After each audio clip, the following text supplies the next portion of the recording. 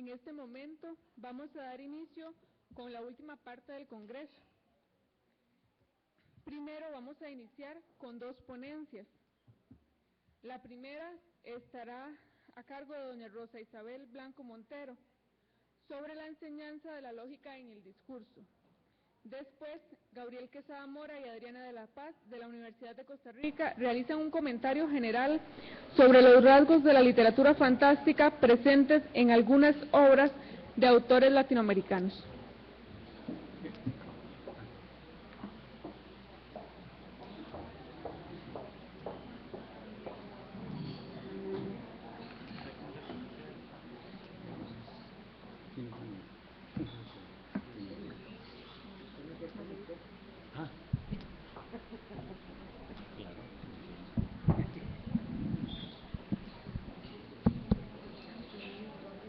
Nuevamente, buenos días.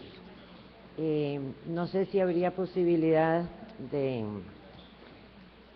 yo sé que hay dificultad para la proyección, pero tal vez puede ayudar un poquitito. Hay un programa que se llama así, Programa de Educación Continua y de Servicios Especiales del INIE, de la Universidad de Costa Rica, con el cual ha colaborado muy ampliamente el Colegio de Licenciados y Profesores en Letra y Filosofía. Este programa, por lo menos yo, es el 6º año en el que he trabajado, en un afán de capacitar, reactualizar, digamos, a los compañeros profesores de español concretamente, sobre diversos temas. Y tiene 2 módulos, lo que hemos llamado un módulo de personalismo educativo, que manejo yo, y un módulo de literatura y creatividad que manejan Adriana y Gabriel. Hemos tenido desde el año pasado una jornada en septiembre, otra en octubre, un taller de diciembre, un taller de enero. En mayo tuvimos una jornada en Turrialba como un servicio de extensión de esta formación continua. Fuimos a trabajar con los profesores de español de allá y tuvimos el taller de julio. Yo voy a tratar de concretar lo que hemos trabajado en el módulo que me corresponde a mí. En septiembre, por ejemplo, estuvimos trabajando todo lo que era la construcción de la noción de definición, tipos y estrategias para definir correctamente, las tablas de verdad de con los conectores lógicos. Todo el tema de lógica ha causado una sensación de necesidad entre los profesores de español muy acentuada. Lógica tiene, si la memoria no me falla, 4 años de estar incluida en los programas de español, pero los compañeros de español, no todos habían recibido la preparación en la universidad para dar lógica dentro de la materia de español. Entonces ha habido mucho interés y a estos talleres han asistido sobre todo profesores del gran área metropolitana, pues para tratar de interiorizar esos temas, como yo digo, a veces masticarlos, digerirlos, asimilarlos, para poderlos transmitir a sus alumnos. Sé que hay todavía mucha inquietud porque a varios de estos talleres que yo he dado sobre lógica han asistido incluso los asesores supervisores de las diversas regiones del país, encargados de a su vez formar a sus profesores. Hay mucha inquietud acerca de cómo se va a evaluar todo esto de la lógica del discurso en los exámenes de bachillerato. Hay una cantidad de inquietudes que desde los talleres no estamos en capacidad de resolver porque hay que esperar políticas del ministerio, que ha hecho su esfuerzo, ha hecho jornadas de actualización también, pero que todavía sigue siendo un tema en el que los profesores están sintiendo una gran necesidad. En diciembre, el taller de diciembre, que es un taller de una semana, yo trabajé con una adaptación de un material de la Universidad de Navarra y del Parlamento de Navarra, Ellos tienen todo un módulo que está en internet a disposición de quien quiera. Cuando gusten yo les puedo dar la dirección. El desarrollo y una temática de educación para la ciudadanía. Yo escogí algunos temas para dar en ese taller. Di los derechos humanos, incluyendo la dignidad humana, los derechos humanos como referencia universal para la conducta humana, los lazos afectivos, la condición social de los seres humanos, la comunicación, expresión de sentimientos, las relaciones humanas, el bien común con los conceptos de justicia distributiva y solidaridad, y la participación y cooperación con las ONG. En enero trabajamos los principios elementales del estudio de la lengua y de la literatura. Estuvimos trabajando características de los lenguajes naturales y artificiales, la lengua y sus variedades geográficas, sociales, contextuales, el lenguaje denotativo y connotativo, el origen y evolución del idioma español, y en vocabulario concretamente lo que se refería a sinónimos, antónimos, homófonos y homónimos. Y bueno, dije, en mayo fuimos a Turrialba, trabajamos allá lógica proposicional, y en julio se trabajó la capacidad receptora mediante el desarrollo de diferentes técnicas participativas, el análisis de valores, el desarrollo del juicio crítico, la oralidad y el juego creativo. En este taller yo traté de introducir algo de lo que ahora se llama las TIC, la tecnología de información y comunicación. Como señalaba alguna compañera el miércoles en la tarde, no podemos ignorar el dominio, el conocimiento, el uso que tienen nuestros alumnos de cualquier edad, del celular, de la computadora, de la tableta, y más que relegar, yo creo que lo que tenemos que enseñarles es a usar un uso adecuado. Todo extremo es malo, ni satanizar, ni permitir que vivan las 24 horas del día con esos medios. Se trata de enseñarles a usarlos adecuadamente. Entonces, mucho del esfuerzo en el taller de julio fue mostrar a los profesores diversos tipos de actividades que podían usar, que podían hacer con sus alumnos usando todas estas tecnologías. Entonces, por ejemplo, sí se puede trabajar, no sé, hay algún juego bien educativo, bien interesante sobre Harry Potter, bueno, trabajémoslo en la clase. Podemos hacer un blog, hagamos un blog. Que los muchachos quieren grabar un vídeo, hagámoslo. Todo eso sirve para la expresión oral, o sea, es darle un uso adecuado. Sin embargo, percibí, por lo menos parcialmente, que los profesores tienen temor de las tecnologías en dos líneas. La primera, que comprendo perfectamente y me identifico 100%. Nosotros no sabemos de tecnología lo que saben esos muchachos y esos chiquillos, ¿verdad? Ustedes comprenderán que yo pasé de Matilde, una computadora que era casi como del tamaño de esta sala, a la tableta que ando ahora. Entonces me ha significado mucho esfuerzo y no logro llevarlo al 100%. Entonces, por un lado, ese temor de que de alguna manera el muchacho, mi alumno, mi alumna, sabe más que yo, pero aprovechémoslo en positivo. Por una parte ese temor, y por el otro, el temor de reforzar el uso inadecuado de la tecnología. No, yo diría que ese temor no tenemos que tenerlo. Vamos a ver, es igual que la televisión. La televisión, si sabemos usarla para determinadas cosas, es algo sumamente útil, valioso, a la que le podemos sacar fruto. Si abrimos la televisión, como abrir el tubo de la cocina y dejamos que el agua corra, claro que ya trae complicaciones, ¿de acuerdo? Pero entonces, mi gran esfuerzo en ese taller de julio fue mostrar cómo las nuevas tecnologías sí pueden ser introducidas en el aula, que el colegio no tiene mucho, los muchachos tienen mucha disposición, entonces se trata de aprovecharlos para todo esto que yo estuve trabajando, que fue todo lo que es expresión oral. Traje algunas estadísticas, vamos a ver los gráficos. Yo quería rápidamente contarles cómo estaba la distribución de los que han participado según el nivel académico de los participantes. No sé con cuánta claridad se logra ver, pero a mí me sigue satisfaciendo, me llama mucho la atención y me parece digno de encomio que la mayoría de las personas que participan en los talleres son personas que ya tienen la licenciatura, y hay incluso varias personas con maestría.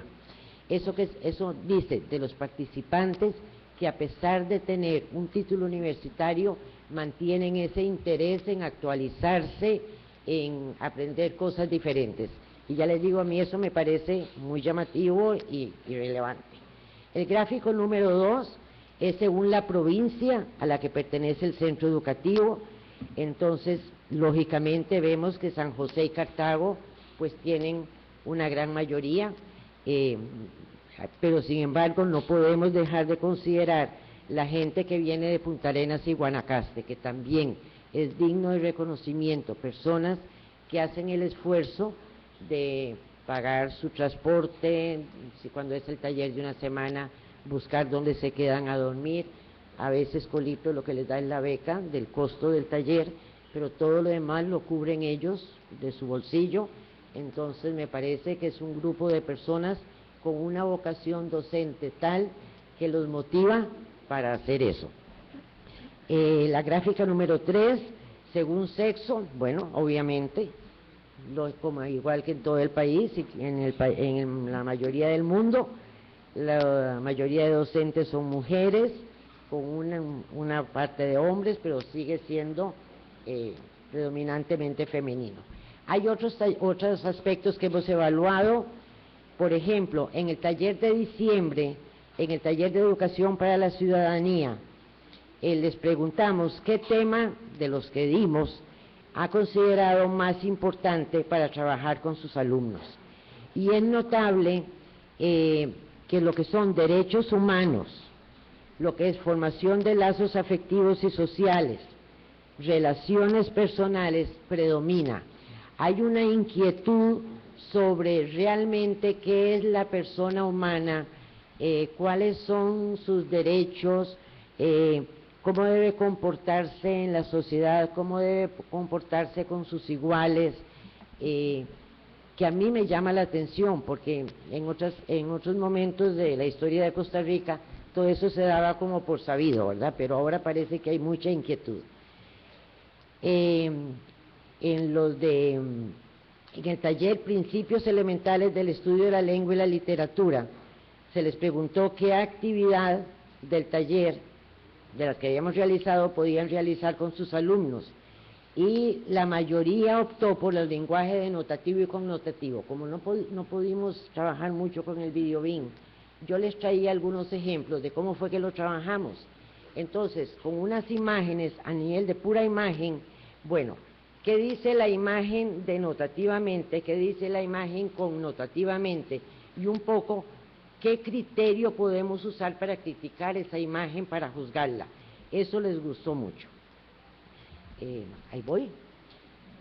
Déjenme ver. Y finalmente, el número 3, pasemos los problemas de ortografía. En el taller de capacidad receptora, mediante el desarrollo de diferentes técnicas participativas, etcétera, se evaluó cuál sería el impacto de lo que hicimos, cómo evaluó usted que podría ser el impacto en su aula.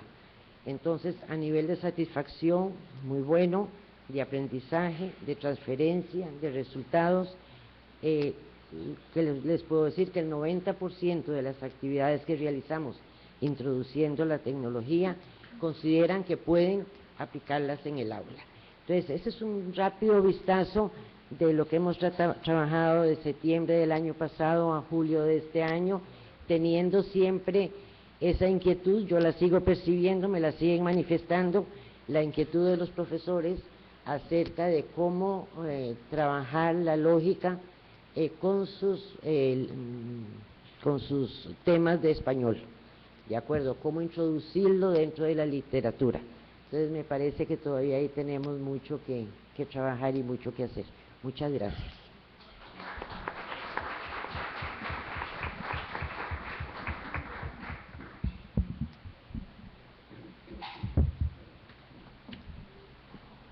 Bien, ahora tenemos a Gabriel Quesada y a Adriana de la Paz, que nos van a hablar de literatura fantástica en Borges, Cortázar, Garro, Quiroga y Oreamuno.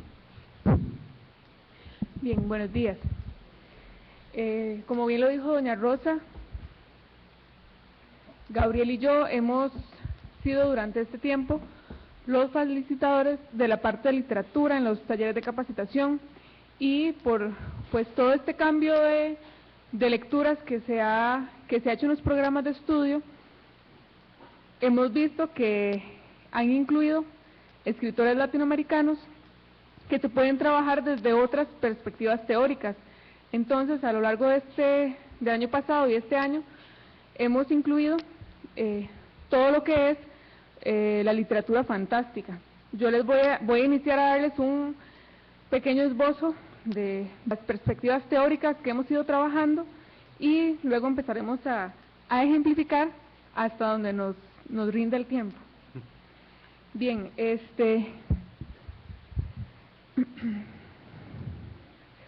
los textos de estos autores, como son Elena Garro, Horacio Quiroga, Jorge Luis Borges, Julio Cortázar y Yolanda Oreamuno, se trabajan tomando en cuenta la noción de lo fantástico en la literatura como un componente, género o forma de leer, ese ente evanescente, inacible e indefinible, a veces género, otras subgénero o especie, que se transforma constantemente al pasar por escritores, lectores o críticos literarios.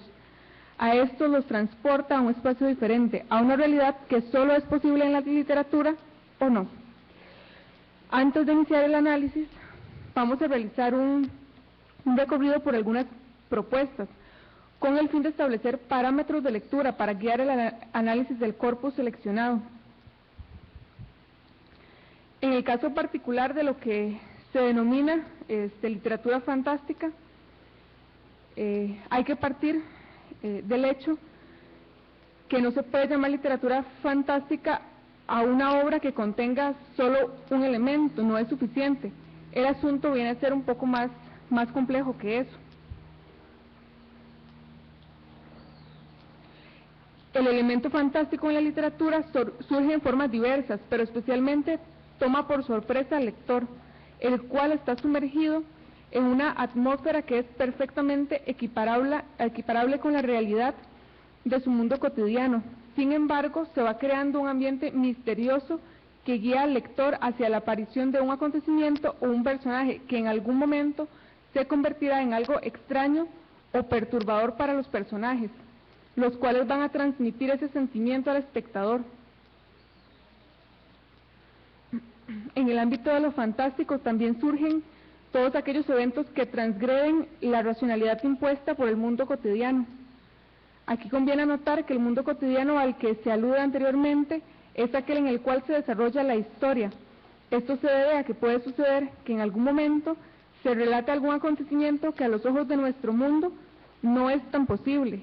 Sin embargo, la maestría del escritor produce que dicho evento se naturalice y que el lector lo asuma como algo usual, como algo natural en ese mundo.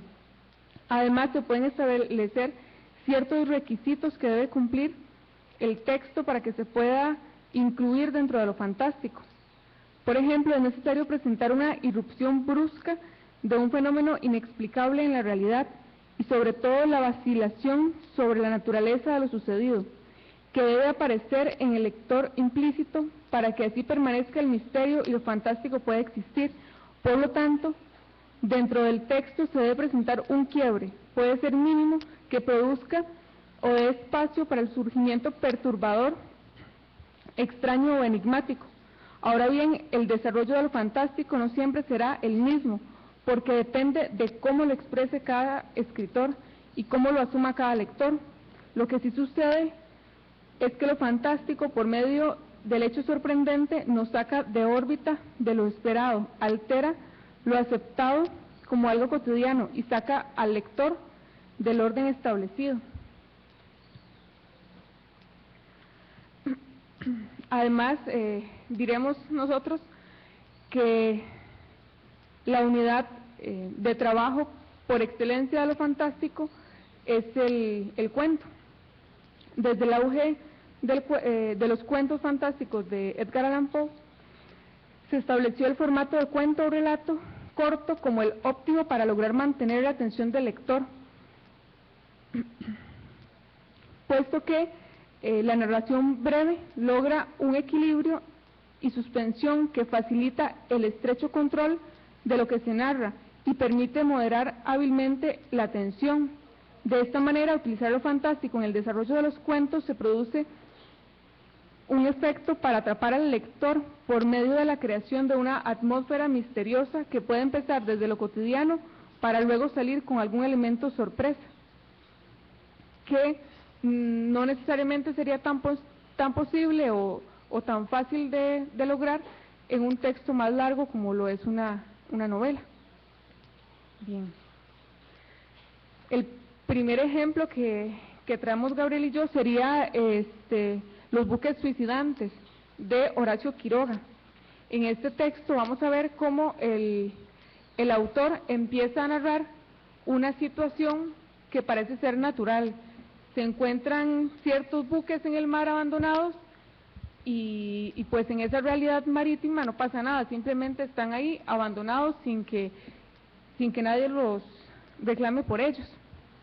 Pero resulta que en un momento de la historia encontramos el quiebre, porque misteriosamente todos los tripulantes o todos los que llegan a quedarse en estos buques se suicidan. Y les voy a leer lo que dice el cuento. En esta parte dice: a las 4 la brisa cesó y las velas cayeron. Un marinero se acercó a la borda y miró el mar aceitoso. Uno se sentó en un cabo arrollado y se sacó la camiseta para remendarla. Cosió un rato en silencio. De pronto se levantó y lanzó un largo silbido. Y ese silbido va a ser precisamente el que representa el momento que se da el quiebre y empieza a irrumpir el espacio de lo fantástico. Porque ese silbido, vamos a ver en el cuento, que representa como hasta cierto punto el llamado, podríamos decir, lo que tienen los tripulantes para lanzarse sin motivo alguno aparente por la borda. Dice: sus compañeros se volvieron, él los miró vagamente, sorprendido también, y se sentó de nuevo. Un momento después dejó la camiseta en el rollo, avanzó a la borda y se tiró al agua. Vamos a ver en el cuento que más adelante, después de este acontecimiento, el resto de los tripulantes pues continúan con esta ola de lanzamientos. Bien.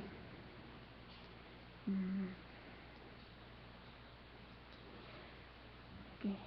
En el relato se recalca precisamente esto de que los tripulantes del buque entran en un estado diferente a partir, como les decía, del silbido. Entonces vamos a ver ahí como este estado de hipnotismo tal vez, o este estado onírico, va a ser el que nos presenta hasta cierto punto esta presencia de lo fantástico. ¿Sí? Voy a compartir el micrófono. Bueno, para continuar con esta reflexión, ¿sí me escuchan? Sí. Bueno, sí, hemos estado trabajando este aspecto de la literatura fantástica y relacionándolo con lo que dice doña Rosa, pues a nivel del tema de la lógica y la literatura fantástica ya nos vemos en un problema, porque más bien los textos de literatura fantástica no corresponden a la lógica en la que de ordinario nos movemos en el mundo occidental, más bien son textos que nos muestran lo no lógico, lo anormal, la excepción. Y entonces ha sido más bien, por ejemplo, el tema de la lógica lo hemos tratado mucho más en, por ejemplo, estudios o ensayos, por ejemplo, los de Sábato o García Márquez o algún discurso. Ahí es más fácil, por ejemplo, ver con más facilidad los aspectos de los estudios lógicos, por ejemplo, la cuestión de la contradicción, de las opiniones, de los argumentos, de los contraargumentos, de las falacias. Pero a nivel de literatura fantástica, más bien son los textos literarios que nos muestran cómo no funciona ahí la lógica a la que estamos acostumbrados, pero tiene un aspecto positivo, porque son una de las maneras en las que también los docentes y los estudiantes pueden pues ejercitarse más en la creatividad. Sí, vivimos en un mundo innegable que tenemos leyes con las que nos conducimos, conceptos pero a nivel de la literatura, los textos de literatura fantástica nos muestran más bien la posibilidad de cómo ejercitar esta creatividad. Voy a ir mostrándoles, por ejemplo, algunos aspectos. Por ejemplo, compartimos la idea de que la literatura fantástica es como una ruptura de la coherencia universal. Por ejemplo, y ya esto, la literatura fantástica, si bien no nos puede dar una clase de una lógica bien aplicada, puede suscitar diversas preguntas que no son de nada inútiles. Por ejemplo, ¿qué es la realidad? Porque ya desde el principio los textos fantásticos nos muestran algo alternativo, algo que no corresponde con lo que alguien puede decir que es la realidad o es lo ordinario. Entonces los textos fantásticos ya nos pueden poner de frente a grandes preguntas. ¿Qué es lo real? ¿Qué es lo normal? ¿Qué es lo extraordinario? ¿Qué es el misterio? Entonces estas preguntas pueden ir surgiendo en la lectura de textos fantásticos. Por ejemplo, tenemos, pensando en los autores que hemos trabajado, o un Cortázar, por ejemplo, en este pequeño relato de continuidad de los parques, pues toda la trama nos parece perfectamente posible, pues amantes, deseo, pasión y un tercero que está estorbando, pero cuando nos damos cuenta de que es algo fantástico en las últimas líneas, cuando nos damos cuenta de que ese tercero que está estorbando es el mismo que está leyendo el relato, pues hay como pues en los últimos en estas últimas líneas nos damos cuenta de que el que está leyendo la novela es el mismo que está en ese momento siendo asesinado o que ya le van a clavar el puñal. Pues en esta metodología Cortázar en un 90% nos muestra un mundo perfectamente posible, pues uno no se extraña o no se escandaliza hasta el final, porque entonces ve que de manera fantástica hay ese quiebre de los tiempos, en los que un relato de una novela es el mismo relato de la persona que se está leyendo, entonces ahí ya entra el elemento.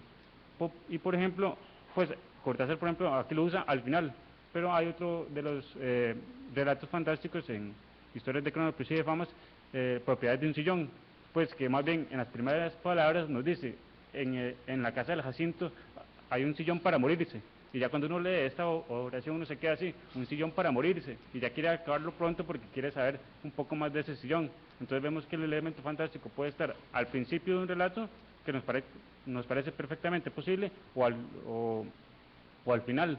Entonces vemos que las posibilidades de la literatura fantástica son que susciten estas grandes preguntas que les he comentado antes.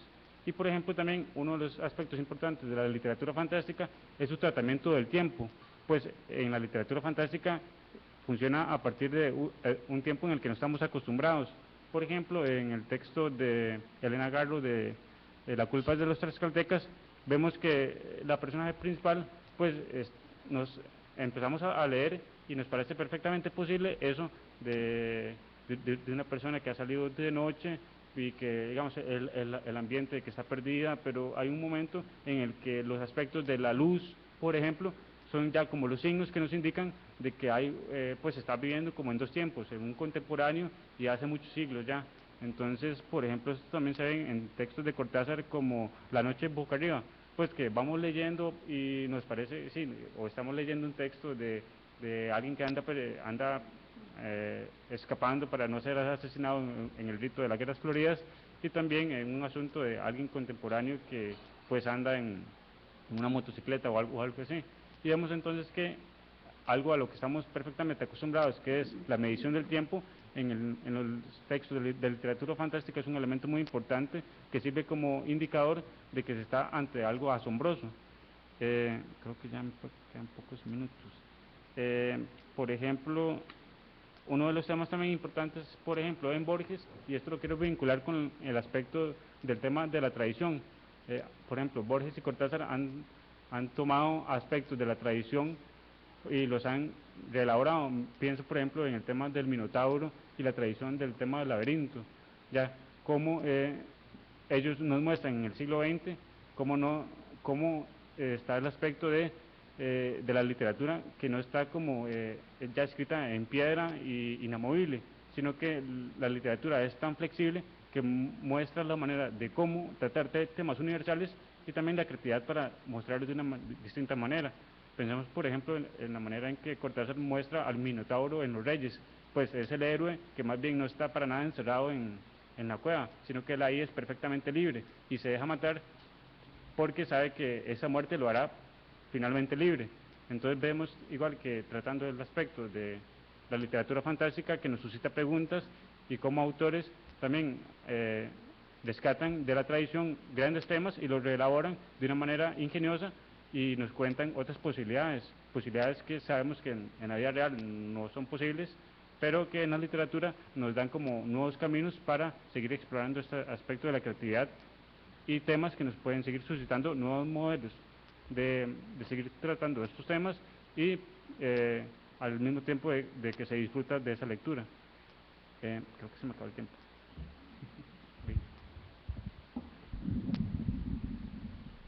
No hay tiempo previsto para debate, entonces agradecemos la presencia de doña Rosa Isabel Blanco, Gabriel Quesada y Adriana de la Paz en esta exposición. Y usted anuncia a Enrique Banos.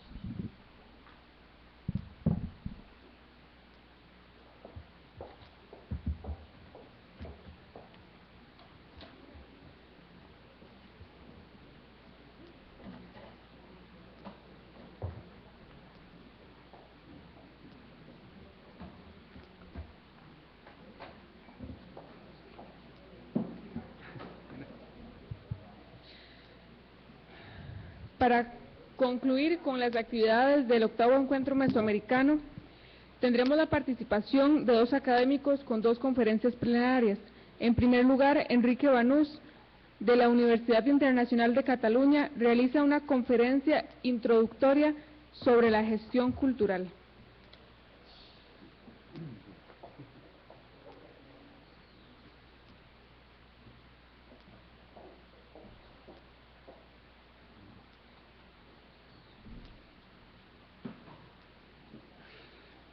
Bueno, buenos días una vez más. Yo no llego al nivel de 3 intervenciones, pero 2 sí. Entonces, estamos aquí escuchando algunas voces en demasía, quizá, pero el tema es totalmente distinto porque nos lleva a un aspecto de la vida literaria y cultural que a veces nos asusta un poco, ¿no? Gestión. Cielos van a hablar de gestión. ¿Por qué en un congreso sobre literatura hablar de gestión cultural? Bueno, es muy sencillo, la literatura es gestionada. La literatura es gestionada y yo ahora diré algo más sobre esto y quizá también porque se abre con la gestión cultural una salida profesional para personas que proceden del campo de las letras, de las humanidades, de la filología, de la historia, de la filosofía, etcétera, y que a lo mejor no se sienten vocacionalmente orientados hacia la docencia, que es la salida clásica de las humanidades, y que es una salida extraordinariamente relevante para la sociedad, pero también muy vocacional. Una persona que no tiene la vocación docente y durante años y años tiene que dedicarse a esto, pues está sufriendo, lógicamente, ¿no? Y con el campo de la gestión cultural, que es un campo que está emergiendo en muchos países de América Latina, América Central, América del Sur, está emergiendo como emerge casi siempre, a través básicamente del patrimonio, que es lo primero que se suele gestionar, y básicamente a través del reconocimiento de que el patrimonio puede tener unos efectos beneficiosos para el desarrollo, para el turismo, para la economía, etcétera, etcétera. Este es el inicio siempre de los programas de gestión cultural y la atención a la gestión cultural, que desde luego es algo mucho más amplio que la atención del patrimonio, o digamos, es atención del patrimonio, pero patrimonio en todas sus acepciones, o sea, incluyendo también el patrimonio inmaterial, es decir, todo ese acervo de relatos, de literatura, de música, de danza, de gastronomía también, no es inmaterial propiamente. La gastronomía, si solo fuera inmaterial, pues no cumpliría una de sus funciones básicas, ¿no? Pero, es decir, aparece un concepto amplio y muy bonito de patrimonio que realmente exige una nueva profesión, con una formación especializada, ¿no? Luego hablaré también de esto, ¿no? Por lo tanto, me parece muy adecuado que en un congreso de literatura y donde básicamente pues estamos enseñantes, o sea, personas que no solo damos clase, impartimos docencia, sino también orientamos a las personas de cara a su profesión, de cara a lo que va a constituir luego pues su vida profesional, ¿no? ¿Cuántos estudiantes nos preguntan, ¿y yo luego qué hago, no? ¿Usted dónde me ve, no? ¿Podría orientarme? Bueno, pues es un campo que el gestor cultural, ¿dónde trabaja? Pues trabaja por una parte en la administración, toda la administración de cultura. Cuando oímos esto siempre pensamos en el Ministerio de Cultura, pero hay que darse cuenta de que en muchos países el gasto público en cultura se genera básicamente en los ayuntamientos, en la municipalidad, en el nivel local, ¿no? En España, que descubre la gestión cultural hace no mucho tiempo, en los años 90, solo el 10% del gasto público en cultura procede del Ministerio y el 90% procede de las regiones, las comunidades autónomas y de los municipios, ¿no? El gestor cultural trabaja también en las instituciones culturales, en los museos, archivos, bibliotecas, teatros, auditorios, orquestas, coros, centros culturales, centros cívicos, etcétera, ¿no? Muchos proyectos de desarrollo local y comunitario, por ejemplo, la pequeña artesanía, por ejemplo, el pequeño patrimonio, digamos, no los grandes edificios representativos, sino también esa casa en una población pequeña que tiene un cierto valor testimonial de cómo ha sido la vida en esa comunidad, la capacitación de líderes locales para realmente a través del patrimonio pues desarrollar sociedad civil. Todo esto son funciones en que un gestor cultural puede trabajar con gran satisfacción y además con una incidencia concreta, clara en el desarrollo de comunidades que a veces están en riesgo de ser abandonadas, de la fuga hacia las grandes ciudades que se van llenando de barrios miseria, porque la gente considera que no es posible o rentable quedarse en su propia localidad. Bien, el gestor cultural es básicamente, yo aquí voy a dar una introducción muy somera, llevo casi 20 años trabajando en la docencia de gestión cultural. Es un campo que descubrí en un momento dado porque en la universidad en la que estaba se había creado una especialidad de gestión cultural. Yo organizaba muchas actividades culturales a través del Centro de Estudios Europeos y en un momento dado el decano de la facultad me preguntó si podía hacerme cargo de la especialidad en gestión cultural, ¿no? Y así empecé. Y luego uno va leyendo, va metiéndose, va hablando con muchos gestores culturales y va adquiriendo una experiencia que es muy, muy satisfactoria, porque el contacto con el mundo de la cultura, de los artistas, de los gestores, es un contacto extraordinariamente divertido, extraordinariamente rico, extraordinariamente complejo, porque ya sabemos que los artistas pues, son todos así como son, ¿no? Ya no digamos los músicos de orquesta, ¿no? Que cuando quieren son artistas y cuando quieren son trabajadores, ¿no? Y entonces, justo cuando quieres que sean artistas son trabajadores y cuando quieres que sean trabajadores son artistas, ¿no? Y son capaces de dejar al director invitado en un ensayo con la batuta levantada e irse porque el convenio colectivo dice que tienen pausa justo en ese momento, ¿no? Y están en medio de la novena de Beethoven, que se queda en la cuarta y media de Beethoven, ¿no? Allá que se van, ¿no? O sea, es un mundo realmente muy bonito, muy interesante, ¿no? El gestor cultural es mediador, es básicamente un mediador entre la cultura y la sociedad, ¿no? Y aquí yo entro en la defensa, que hago siempre, del pobre olvidado en la vida cultural, ¿no? Tradicionalmente nos fijamos en el creador, el artista, el productor, el origen y eso nos parece lo más interesante, ¿no? Cuando realmente no. La vida cultural funciona básicamente sin los artistas. Voy a decir cosas un poco malvadas para enfadar a algunos artistas que hay por aquí, ¿no? Pero quiero decir, el mensaje cultural, el libro, la canción, la música, la película, la escultura, etcétera, etcétera, ya lo decían los romanos, ¿no? Una vez lanzada al mundo es como un niño que se va de casa, como un niño que se va de casa y tiene vida propia, ¿no? Y los padres ya no controlan lo que hacen, ¿no? En algunos casos sí, ¿no? Como ese niño que no se quiere levantar y llega la mamá y le dice, te tienes que levantar, tienes que ir al colegio. Ay, mamá, es que no quiero. Ay, hijo, tienes que ir. ¿Pero por qué, mamá? Mira, hay 3 motivos. 1, es la hora. 2, tienes mucho que aprender. Y 3, eres el director de la escuela, ¿no? Entonces, bueno, ahí obviamente algo falla, ¿no? Es un niño que no se ha emancipado todavía, ¿no? Pero normalmente los niños se van de casa y los mensajes culturales también se van y son incontrolables. Son mensajes abiertos. El autor siempre intenta orientar esa recepción, pero no es orientable. Son mensajes abiertos y esto quiere decir se pueden interpretar de muchas maneras, se pueden modificar, se pueden transformar, se puede hacer que vivan o que mueran, que desaparezcan. ¿Cuánto mensaje cultural ha desaparecido con razón y cuánto ha desaparecido desgraciadamente, ¿no?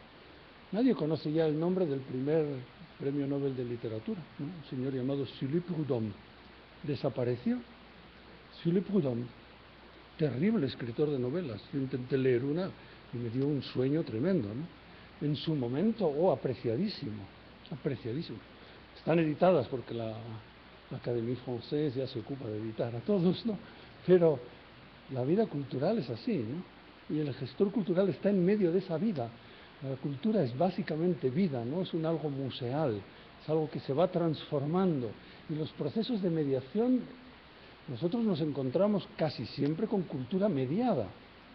Cuando leemos un libro, no leemos el manuscrito que nos entrega el autor, leemos un libro. La edición de un libro es una gran mediación.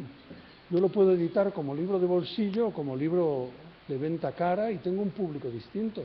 La portada, que es lo primero que me atrae en un libro, es una gran mediación. Lo que el editor pone detrás, esas 20 líneas que condicionan ya toda la lectura, todo eso son mediaciones, ¿no? El teatro sin la mediación no existe. El teatro está hecho para ser representado, no para ser leído. Toda representación es una mediación, ¿no? Hemos de descubrir la grandeza de la mediación, como ya descubrimos a finales de los años 60 la grandeza de la recepción, es decir, que el texto literario y las demás obras de arte se completan en la recepción, cuando alguien lo lee, y al leerlo lo interpreta, es decir, lo lee no en la manera que quiso el autor, que no está allí para decirle, no, un momento, no lea usted así.